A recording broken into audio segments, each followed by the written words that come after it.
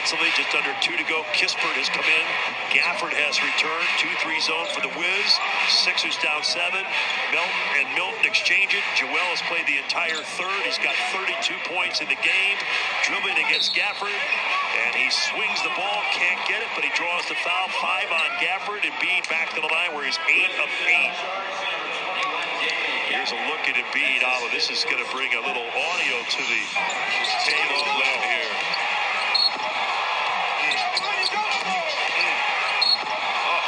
Large man hitting the hardwood here in Washington. Man, that is writhing in pain as he hits the floor. There he is, up and about.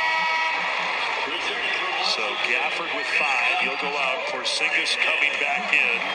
Porzingis 20 points, 9 rebounds. Incidentally, no fouls.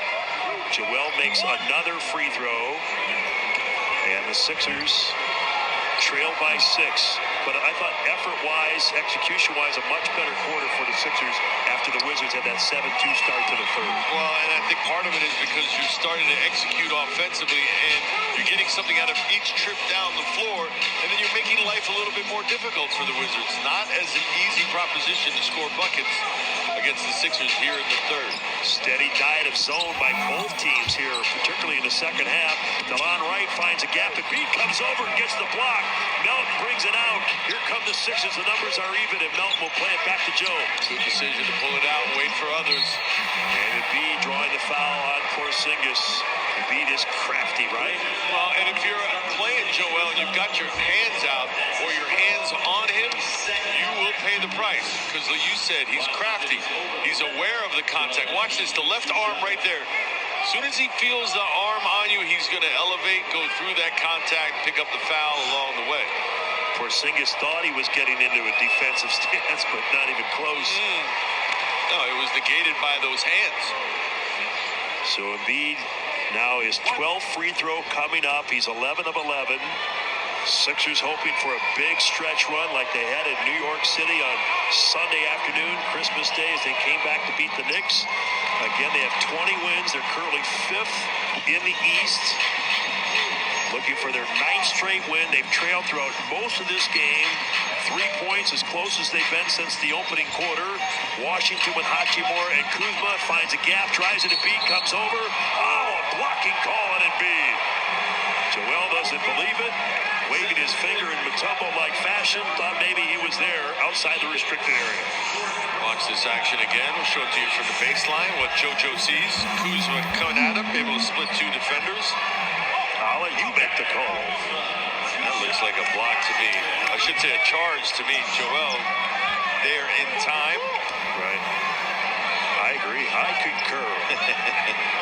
Well, the idea is, did Kuzma take off while Joel was still kind of sliding and moving, or was Joel set? The officials think Joel was still moving as Kuzma elevated, hence the call.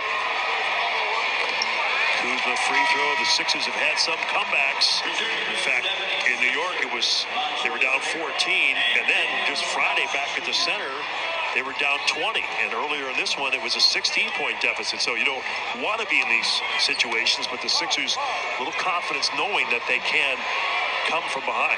That Clipper score at halftime was a 12-point deficit for your 76ers. Minute to go in the third. Harrell has replaced Joel. That was the 4th foul on Embiid. Milton with it. Where's the offense going to come from here? House on a drive down the lane. Wrap around to Montrez. But the Wizards get a hand on it. They break out. Kuzma to the left side. Kispert. 3-point shot. Got it, and he's fouled. Oh, the Sixers had momentum, but Corey Kispert notches a triple, and he's going to the line. And I think it was DeLon Wright who had something to do with prying that ball loose on the other end of the floor. Here's Kuzma in transition, finds Kispert, foul from Danuel, it looks like, and then watch it here. No, it was just a good steal from Porzingis. Forget about DeLon Wright, he had very little to do with it, and then Kispert finishing it off nicely for the Wizards. Basketball has so many swings, right? Roller coaster to ups and downs. Look like the Sixers are going to get a jam by House. Instead, the Wiz with a 4-point play. They rebuild a 9-point lead. Got Big Mo back on their side again. 35 seconds to go. Tobias in on Porzingis. Gets cut off. Lucky to get it out to House. Now Tobias with 6 on the clock. Jab step, left-hand dribble, baseline move. Porzingis blocks him, and Tobias stepped out of bounds. The length of Porzingis coming to the fore there. Well, and Tobias tried to use the rim as protection, which is usually a successful tactic, but because of the length of Porzingis. Watch Tobias trying to get around the other side, and Porzingis just meets him there. So Washington with what could be the final sequence. There is about a 2-second differential. They lead by 9. Right on the move to the left side. Hachimura for 3. And that's off the back, ball tipped. Harrell with 4. Will the Sixers get a shot off? Here's Shake. This is his spot. Shoot it, Shake.